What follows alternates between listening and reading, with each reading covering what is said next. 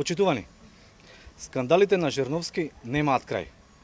Во последниот случај, Жерновски поставил хаусмајстор да биде главен инспектор во општината, скокајќи десетина скалила во хиерархијата.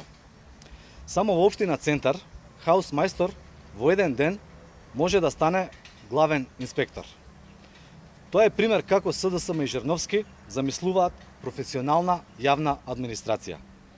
Жерновски овозможил хаусмајсторот Кочо Стојчевски да врши инспекција, да носи одлуки за објекти, премери и со тоа на кој знае колку луѓе им предизвикал штета.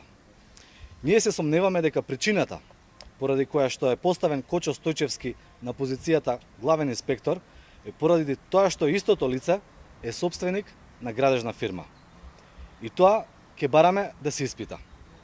Знаејќи ги двата последни скандали со Боемската улица и со случајот кога Жерновски сам испрати булдожери да рушат, сето ова создава слика дека општина Центар е само приватна бизнис фирма за задоволување на финансиските интереси на Жерновски и на луѓето околу него.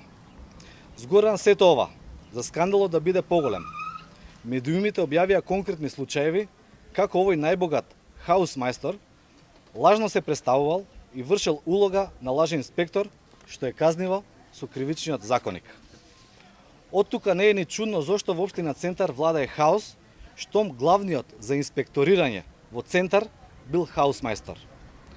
Кочо Стојчевски, како член на СДСМ, имал огромна среќа да биде црпнат и поставен за хаусмајстор во општина Центар. Впрочем, само во општина Центар и никаде на друго место во светот, хаусмајстор не вози Ауди А5. Ниту во Берлин, ниту во Париз, ниту во Лондон, туку само во општина Центар. Советничката група на ВМРО ДПМН на следната седница на Советот на општина Центар ќе побара информација за овој скандал од градоначалникот Жерновски, како е возможно, спротивно на сите закони, хаусмајстор да биде именуван за главен инспектор. Почитувани, во општина Центар хаусмајстор е главен инспектор. Градоначалникот е главен бадијалџија. Човек не знае што е пострашно. Ваквото самоволие на Жерновски и СДСМ во општина Центар мора да престане. Очигледно, работното лето на Жерновски не е за реализација на проекти, туку за предизвикување на скандали во низа. Ова е добар пример како СДСМ замислува да раководи со институциите. СДСМ се бори за гола власт, за да може ова што го спроведува во Центар да го прави низ целата држава.